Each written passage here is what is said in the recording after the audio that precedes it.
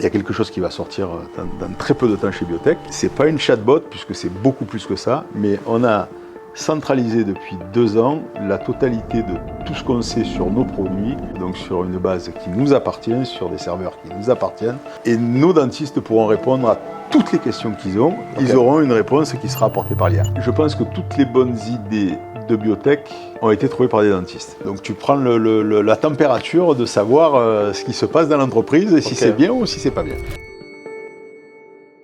Philippe, merci de m'accueillir dans la nouvelle usine Smilers à Salon-de-Provence.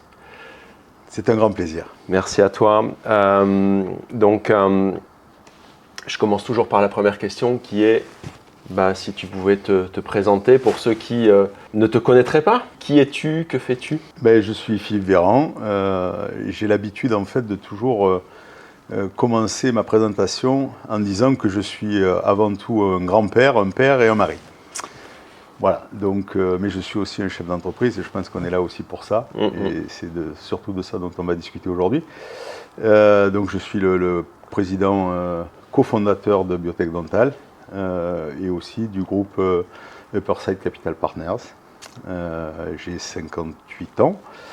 Je suis expert comptable de formation et je dirige aujourd'hui le groupe Upperside que j'ai créé depuis 25 ans. Très bien. Tu as déjà commencé à répondre à une de mes futures questions, mais c'est pas grave. En fait, on te connaît comme un des acteurs majeurs du dentaire, évidemment en France, mais aussi dans le monde, puisque maintenant le groupe Biotech a des ramifications et a des boîtes un petit peu partout dans le monde, aux US, en Asie. Et j'ai oublié aussi de dire, mais c'est aussi parce que c'est très récent et puis je savais qu'on allait en parler, que je suis aussi le président d'Henry Schein Orthodontique, qui est donc la division orthodontie d'Henry Schein. Ok, bon, voilà. On va avoir une bonne discussion alors, parce qu'il y a plein de sujets qui vont être abordés. Donc tu viens de nous dire que tu étais expert comptable de formation. Est-ce que tu pourrais nous dire comment et par quel, peut-être pas heureux hasard, mais comment est-ce que tu t'es retrouvé dans le monde du dentaire il y a 25 ans maintenant, c'est ça? 25, 26? Alors, en fait, plus que ça, puisque la première rencontre, je dirais, avec le monde du dentaire s'est faite dans le cabinet d'expertise comptable dans lequel je travaillais, où je faisais mon stage d'expert comptable, donc qui était un expert comptable avignonnais que j'avais rencontré lors de mes débuts dans l'audit chez Ernst & Young et qui m'avait demandé de le rejoindre pour venir travailler avec lui. Et donc c'est comme ça que j'ai atterri à Avignon et que j'ai rencontré le docteur Poulmer. Donc oui, c'était un heureux hasard. Donc c'est comme ça que je suis rentré dans le dentaire, puisque le docteur Poulmer était client de ce cabinet et donc c'est moi qui me suis occupé de lui. Le docteur Poulmer étant bien évidemment celui qui a créé Biotech. Ok. Voilà, donc ça date, la première rencontre aux alentours des années un peu avant 90. Donc c'était au siècle dernier. Ouais, et 90, c'était à une époque où certaines sociétés trustaient un peu le marché et il y avait quelques... C'était les prémices de l'implantologie, clairement. Ça, donc on parlait beaucoup à l'époque d'une société... suédoise, donc qui depuis est suisse et américaine, mais donc évidemment de Nobel Biocare et de Bradmark. Mais on parlait aussi beaucoup de Straumann qui commençait à grandir, qui était encore le challenger. Et voilà, et donc j'ai commencé, je dirais, ces années-là. D'abord, j'étais expert comptable, donc j'étais plus côté finance et je dirais côté économie, plus que le côté technique donc, du produit. Mais c'est vrai que c'est des années dont je me rappelle, et j'étais la semaine dernière à l'île Maurice et j'ai eu le plaisir de partager un peu de temps avec mon ami Francis Poulmer, donc, qui est retraité à l'île Maurice, et on parlait de cette époque-là qui était quand même, on est toujours un peu nostalgique du passé évidemment, mais en tous les cas c'était une belle époque. L'époque des pionniers. C'était une belle époque. Ouais. Qu'est-ce qui t'a poussé, qu'est-ce qui t'a donné envie de finalement t'as racheté la société, c'est ça? Oui, en 1993 on a racheté Biotech. Ok. Et en fait après l'histoire de Upperside est un peu compliquée, mais je me suis associé avec Bruno mon frère, non pas de sang, mais d'esprit. Et donc on a tout partagé jusqu'à ce qu'il décède l'année dernière. Mais voilà, donc on a partagé ces 25 ans de vie tous les deux. En fait, Biotech s'est retrouvé, je dirais, dans notre groupe avec un implant naissant, clairement, et un projet dans l'orthopédie encore plus naissant, puisque le produit n'était pas sorti. Et donc ça, c'était vraiment le début de Biotech. Donc c'était moins de 2 millions d'euros de chiffre d'affaires et c'était dans les années 2000. Donc les choses ont bien changé depuis. Et voilà, et avec toutes ces années-là, Biotech a grandi. Avant de faire du dentaire, on a fait de l'orthopédie, on a fait aussi du diagnostic médical. Et voilà, et donc la construction de Biotech s'est faite, je dirais, sur des métiers très différents pour enfin revenir, je dirais, on est très concentré sur le dentaire évidemment depuis 2010, donc clairement, voilà, donc on est revenu de façon très forte avec le vrai projet de faire de Biotech ce qu'il est en passe de devenir un peu aujourd'hui. Okay. Mais voilà, donc l'histoire de Biotech, c'est avant tout une histoire d'homme, et puis une histoire après de métier qu'on a fait au fil du temps. Et tu parlais tout à l'heure de hasard, mais la vie c'est ça, donc ce sont les opportunités qui souvent créent aussi, je dirais, les projets et les entreprises. Ok. Donc Biotech, l'histoire, c'est tu rachètes une entreprise qui fabrique des implants dentaires.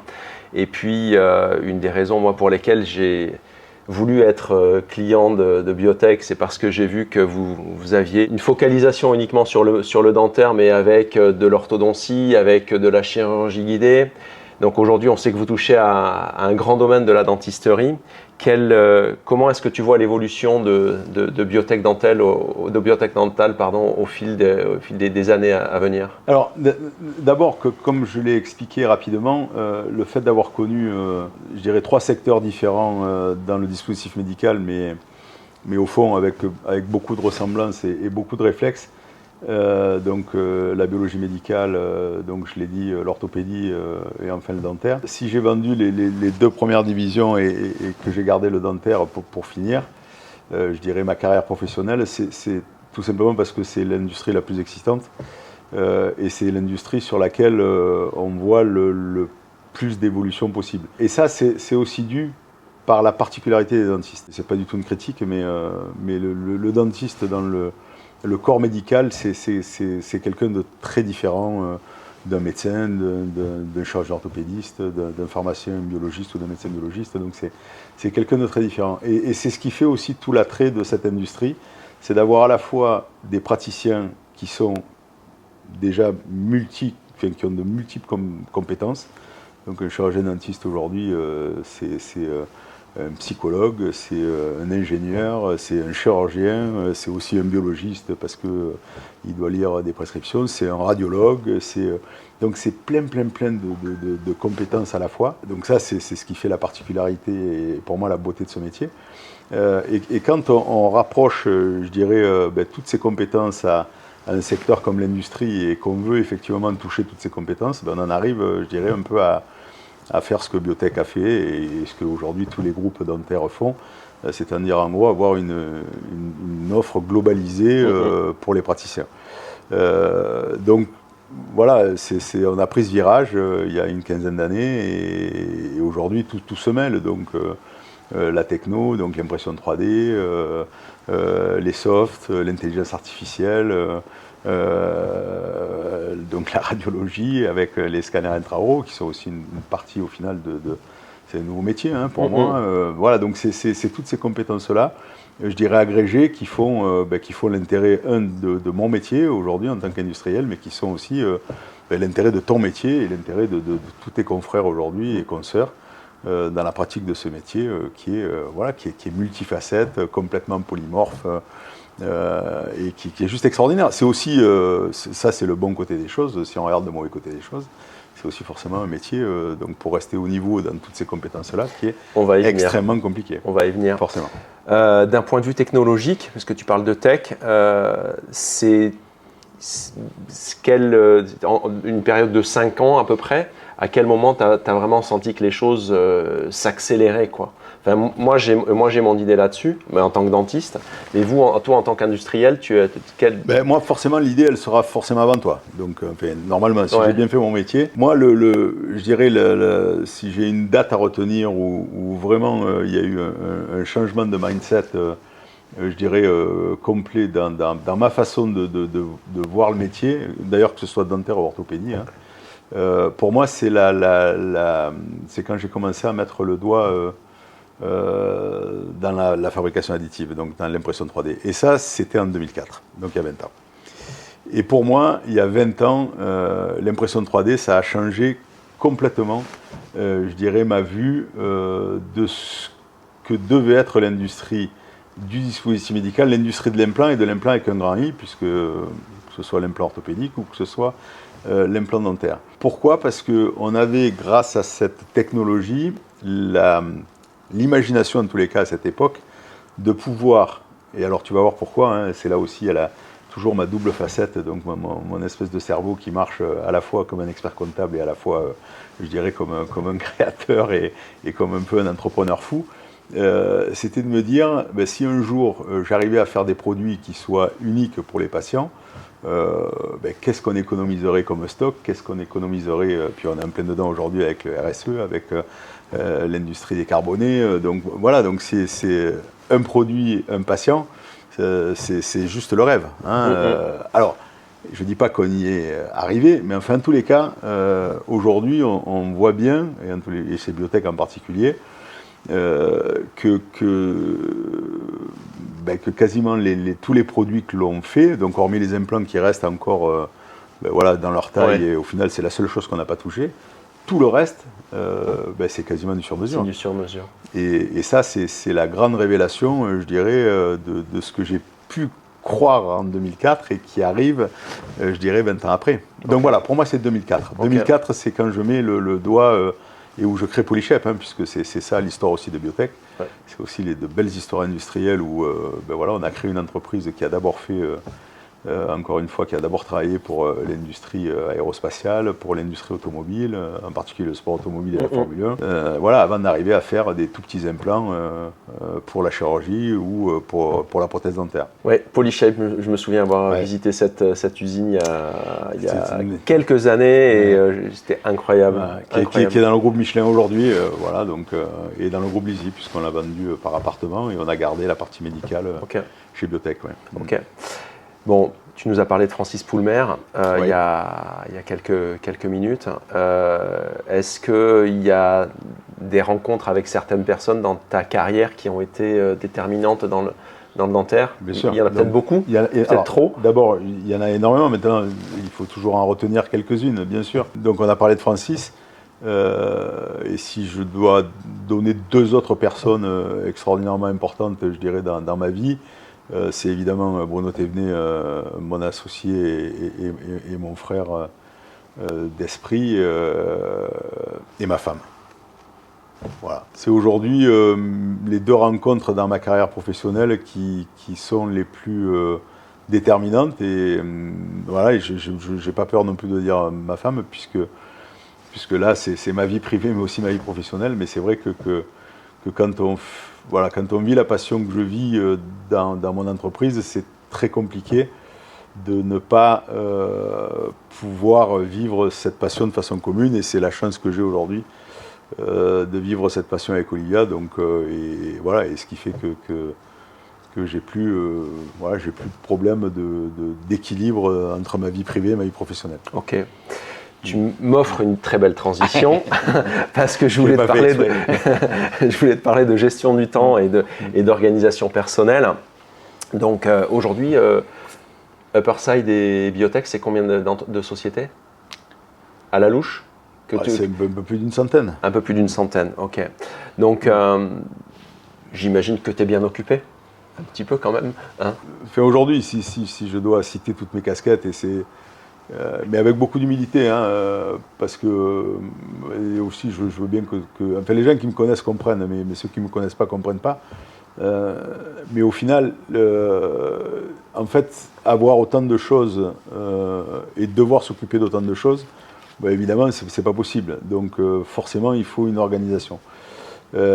Cette organisation aujourd'hui, je l'ai trouvée déjà par une chose simple, c'est que personne d'autre que moi gère mon agenda.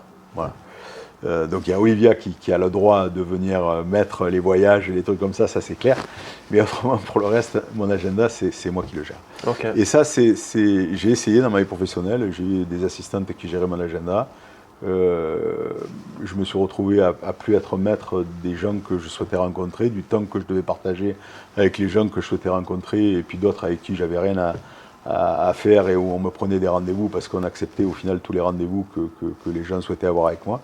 Et là, c'est invivable. Donc la première des réponses sur mon organisation, comment arriver à rester un peu libre, c'est déjà avoir la main sur son agenda et au final décider de ce qu'on veut faire. Donc c'est ce qui fait qu'aujourd'hui on peut se parler. Okay. Et où parfois je peux passer 4 heures avec des gens mais qui me disent mais comment tu as fait pour passer 4 heures avec nous?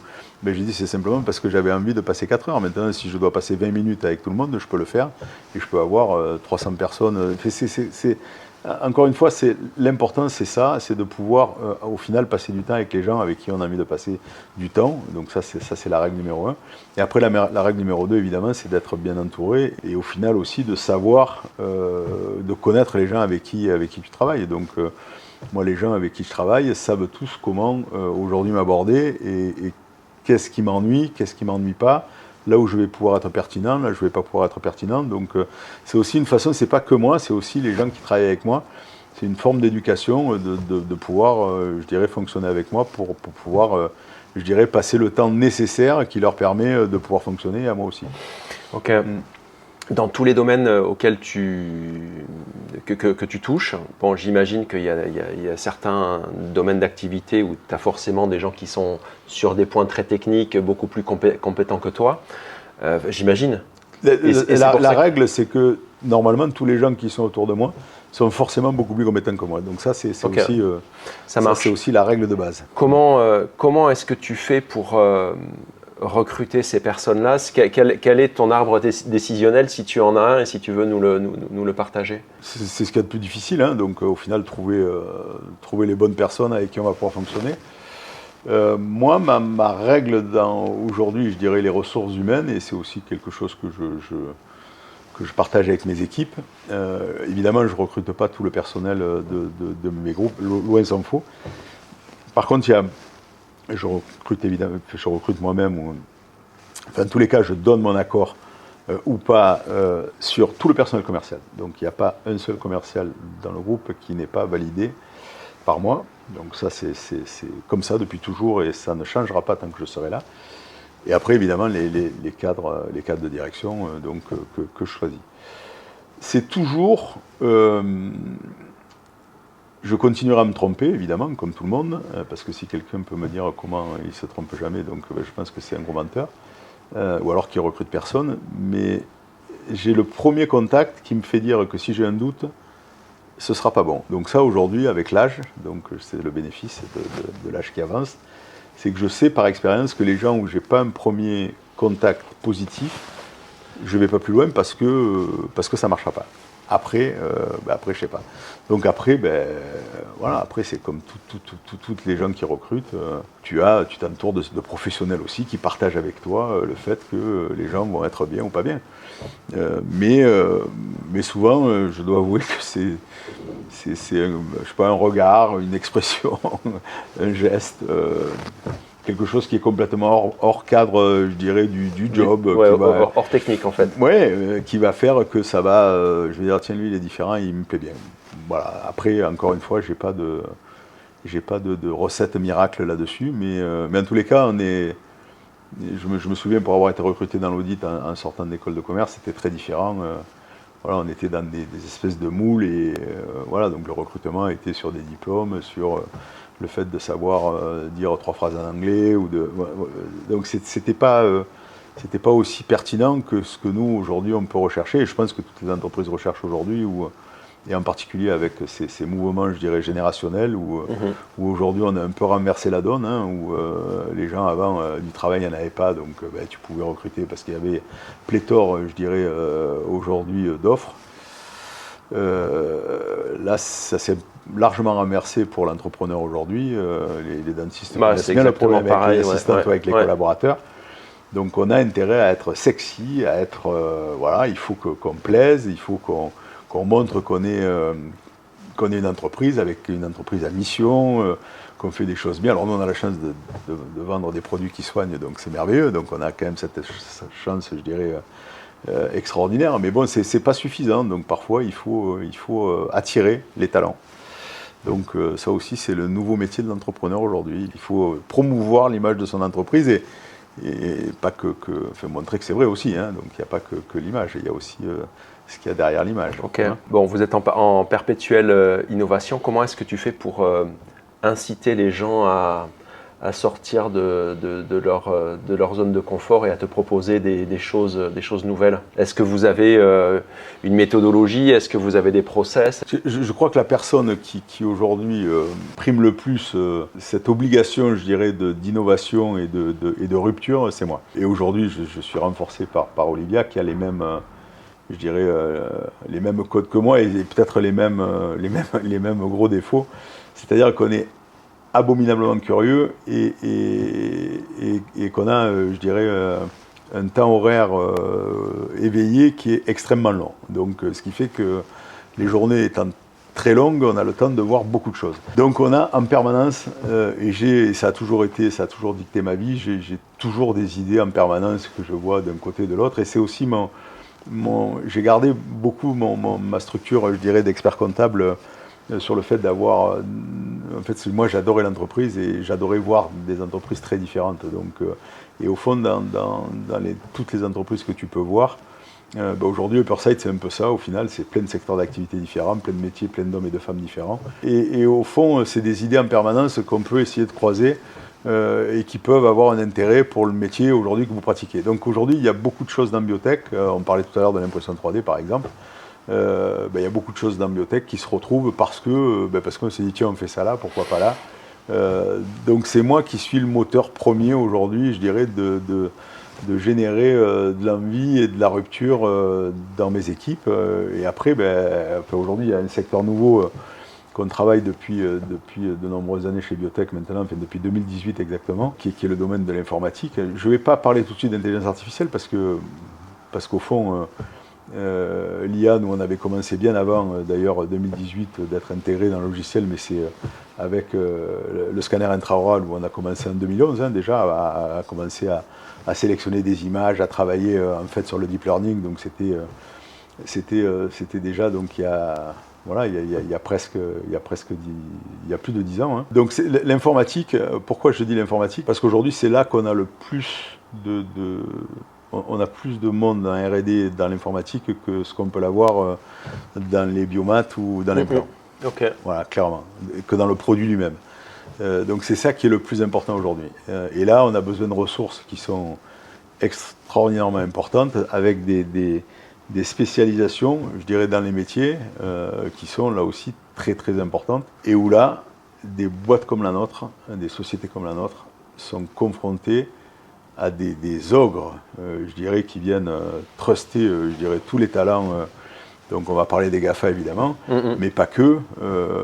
Donc il y a des très grosses startups aujourd'hui où il y a il y a une espèce d'attrait donc sur les nouvelles technos qui est peut-être un peu réservé aux sociétés nouvelles. Et quand vous êtes une société comme la nôtre, qui au final, je dis toujours qu'on est une vieille start-up, mais c'est un peu vrai, il faut arriver à prouver que là aussi on a des codes de révolution technologique qui sont permanents et qu'il faut, et où les jeunes peuvent trouver leur place. Donc donc c'est aussi pour ça qu'on a créé l'Institut d'intelligence artificielle par Biotech Dental, qui est le premier institut aujourd'hui d'IA, déjà dans le monde dentaire, et qui regroupe, où on a de plus en plus de visibilité, et ça nous permet aussi de pouvoir recruter, ou en tous les cas faire adhérer des jeunes startups ou des jeunes techniciens ou ingénieurs donc à venir travailler chez nous dans des spécialisations très différentes que l'informatique avec un grand I requiert aujourd'hui. Ok. Tu as dit quelque chose qui a attiré mon attention et mais je le savais, mais tu l'as dit. Visiblement, tu dors assez peu. Ah oui, ça c'est sûr. Ok. Comment est-ce que tu fais est-ce que tu as des routines pour rester, pour toujours continuer à avoir de l'énergie, et à rester focus? Est-ce que tu as as des routines ou alors c'est finalement naturel chez toi et tu n'as pas besoin de ça pour continuer d'avancer? C'est rigolo, mais souvent on fait des comparaisons avec les sportifs de haut niveau et les entrepreneurs. Et je dis toujours qu'un entrepreneur, c'est un sportif de haut niveau toute sa vie. Et on sait qu'être sportif de haut niveau, c'est compliqué. Et être sportif de haut niveau quand on vieillit, c'est de plus en plus compliqué. Donc pour les entrepreneurs, c'est la même chose. Donc forcément, aujourd'hui, c'est plus difficile pour moi d'être, entre guillemets, un sportif de haut niveau à 58 ans que ce que ça l'était à 30, évidemment. Donc il faut aussi pouvoir accepter ça. Donc il faut accepter d'aller moins vite dans son cerveau, il faut accepter d'être parfois plus fatigué, d'être parfois d'avoir besoin d'un peu plus de temps pour réfléchir. Voilà, c'est comme ça. Okay. Mais c'est comme un sportif, donc c'est aussi une hygiène de vie. C'est aussi, moi, je fais au moins 1 heure de sport tous les jours. Okay. Et c'est comme ça, et c'est ce qui me permet de garder mon équilibre, ce qui me permet de réfléchir tous les matins, voilà, d'être seul dans ma bulle et de commencer ma journée, voilà, très tôt, souvent le matin.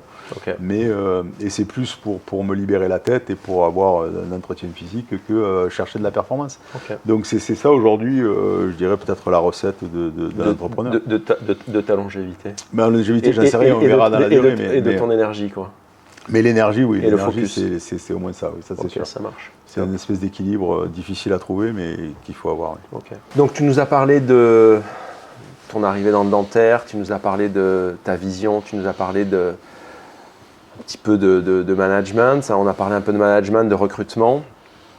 Maintenant, on va aller à l'autre bout de la chaîne de ce pourquoi finalement Biotech existe, c'est-à-dire les clients et entre autres les dentistes.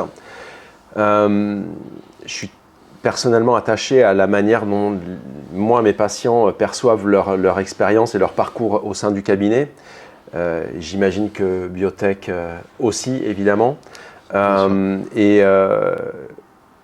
Comment est-ce que vous mesurez et qui est-ce qui mesure finalement la satisfaction et l'expérience client chez Biotech? Avant d'être, je dirais simplement des instruments de mesure, je crois que l'expérience client, chez Biotech, c'est l'objet social au final. Hein. Donc, tout à l'heure, je t'ai dit que je prenais un soin particulier à recruter les commerciaux d'entreprise. Pourquoi? Simplement parce que le commercial chez nous est la première personne et le premier contact aujourd'hui avec le client ou le futur client.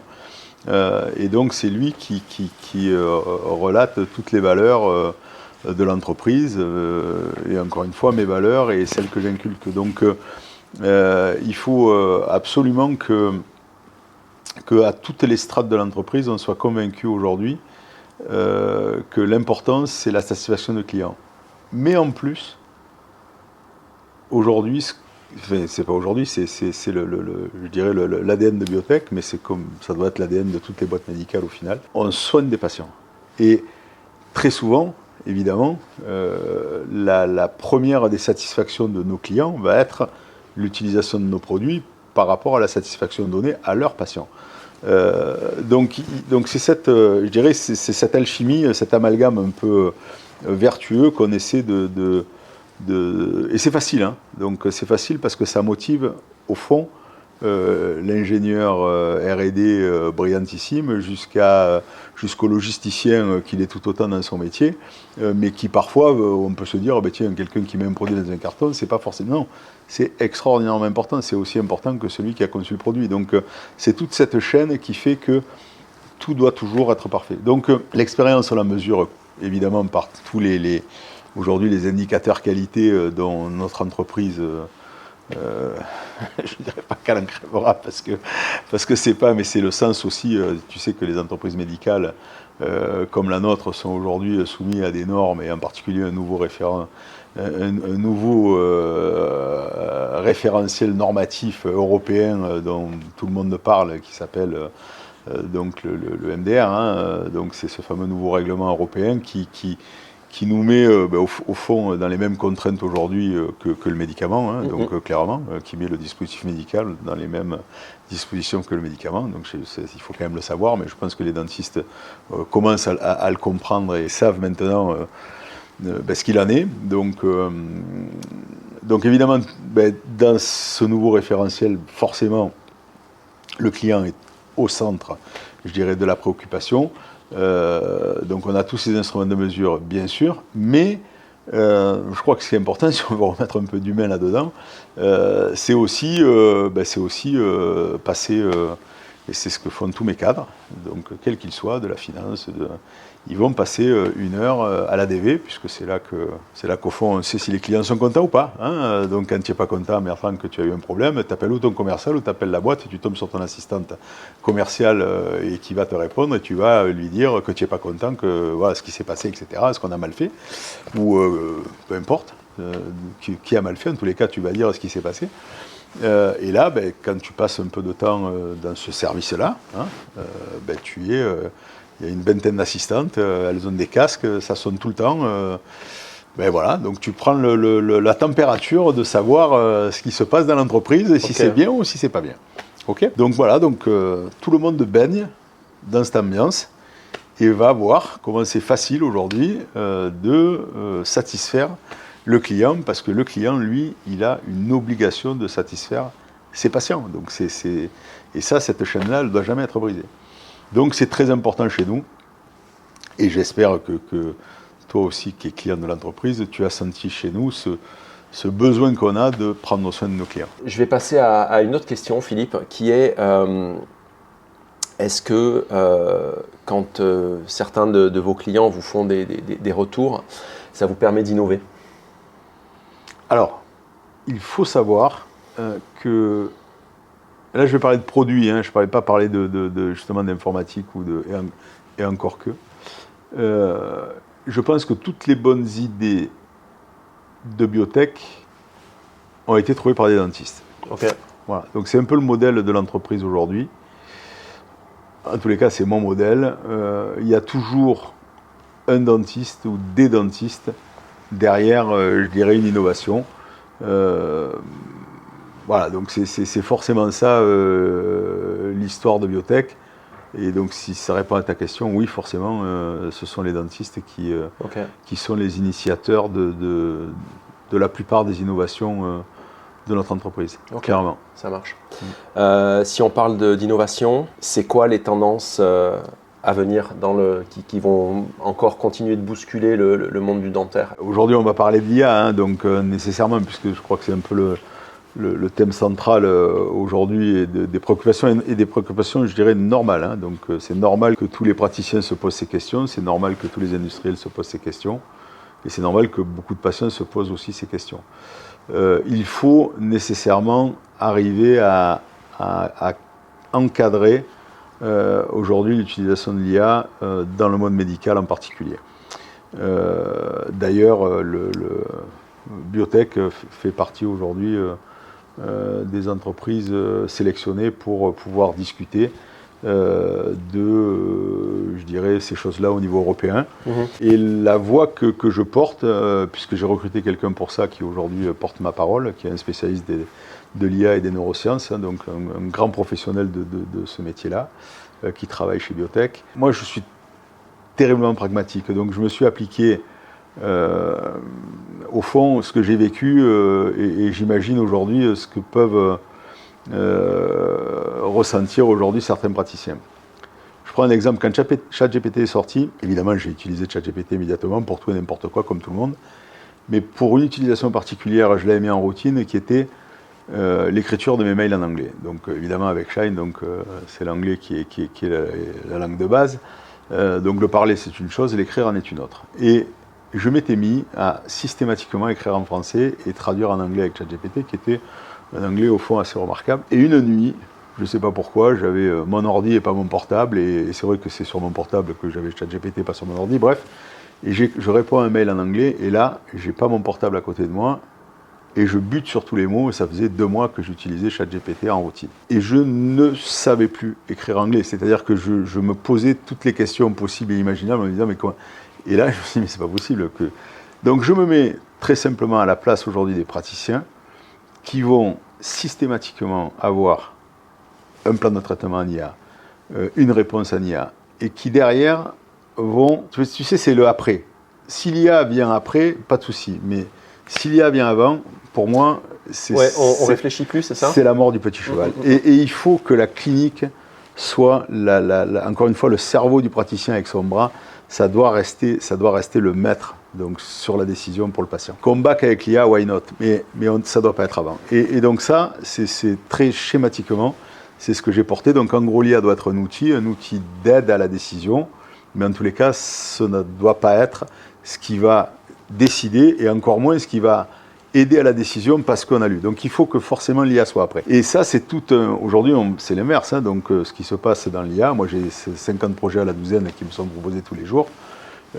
Tout ce qui est automatisation des plans de traitement, tout ça, on s'est toujours battu chez nous pour dire niet, il faut qu'il y ait un homme derrière ça, et on le veut, et on l'a. C'est le modèle de Smilers par exemple dans l'orthodontie. Donc c'est pas Align, c'est pas Angel Align. Donc nous, derrière chaque plan de traitement, il y a un homme qui peut faire bien ou qui peut faire pas bien. Mais en tous les cas, quand il fait pas bien, il peut répondre pourquoi il a fait pas bien. C'est très différent de ce que l'IA fait. Donc voilà, donc après on pourra... Mais voilà, aujourd'hui, pour moi, le cœur central de l'innovation et de la préoccupation des entreprises, il est là. Tu parlais tout à l'heure de l'expérience client. Il y a quelque chose qui va sortir dans très peu de temps chez Biotech, qui d'abord, aujourd'hui, est un outil que nos commerciaux utilisent, mais qui va être ensuite utilisé par nos clients. C'est pas une chatbot, puisque c'est beaucoup plus que ça, mais on a centralisé depuis 2 ans la totalité de tout ce qu'on sait sur nos produits et sur tous les produits qu'utilisent nos dentistes, donc sur une base qui nous appartient, sur des serveurs qui nous appartiennent. Donc c'est pas ChatGPT, c'est nos algos, et c'est je dirais un OpenIA qui est pour nous, donc il n'y a rien qui est encore une fois, qui viendra altérer ça de l'extérieur. Et nos dentistes pourront répondre à toutes les questions qu'ils ont, ils auront une réponse qui sera apportée par l'IA.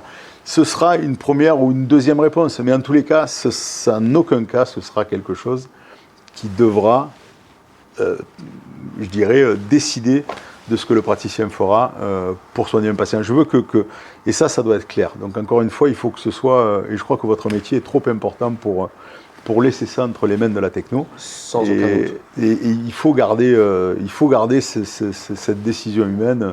C'est vous qui voyez le patient, c'est vous qui avez le...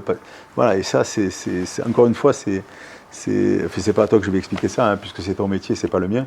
Mais en tous les cas, c'est ce que je ressens. Et moi, en tous les cas, c'est comme ça que j'aimerais aussi être soigné. Et qu'on soigne mes enfants comme ça. Donc voilà, donc le cœur central, c'est l'IA. Pour moi, c'est l'innovation, je dirais, majeure aujourd'hui. Après tout le reste, mais tout est concentré autour de ça. Bon, clairement. Hâte de voir ça. Oui, ben ça, c'est très sympa, tu verras. Je te ferai une petite démonstration tout à l'heure. Hâte de voir ça. en totale exclusivité et confidentialité. Ouais. On arrive à la fin de nos échanges et encore merci pour ton temps. Si les dentistes ou si des gens veulent te suivre, comment ils te suivent? Sur LinkedIn, sur... Alors, je ne suis pas un expert. Alors, moi, mes filles ou même ma femme me diront que je suis un ringard absolu, mais moi, je suis un homme des réseaux sociaux, je dirais, de l'ancien temps. Donc, en gros, c'est Facebook. Donc, c'est le véhicule sur lequel je sais à peu près le mieux m'exprimer. LinkedIn, évidemment, aussi. Mais en gros, Facebook, voilà. En fait, je m'exprime au final quand j'ai quelque chose à dire ou à montrer, mais c'est pas qu'un outil que j'utilise de façon... C'est pas régulier. Non, c'est pas du tout régulier. Souvent, quand j'ai un coup de gueule, quand j'ai un biais d'humeur, souvent, je le dis et je le partage. Et puis voilà, ça me fait réfléchir et ça sert à ça. Si tu avais un conseil de lecture, un bouquin qui pour toi est un must-have, tu as un conseil de lecture à nous partager? Je lis à peu près tout ce qui peut exister j'ai rien de particulier.